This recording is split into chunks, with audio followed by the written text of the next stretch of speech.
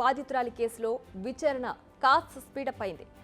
ఓవైపు బాధితురాలి పేరెంట్స్ న్యాయం జరగడానికి ఇంకెంత సమయం పడుతుందని ప్రశ్నిస్తున్నారు. జూనియర్ డాక్టర్ల ఆందోళన కంటిన్యూ అవుతోంది.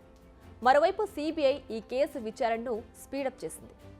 అయితే ఈ కేసులో మరో కీలక పరిణామం తెరపైకొచ్చింది. ఈ కేసులో కీలకంగా భావిస్తున్న సంజయ్ రాయ్, సందీప్ ఘోష్తో పాటు మరో 5గురికి కూడా పాలిగ్రాఫ్ టెస్టులు జరుగుతున్నాయి. ఇంతకీ వారెవరు? వారికి ఈ కేసుకు సంబంధం ఏంటి?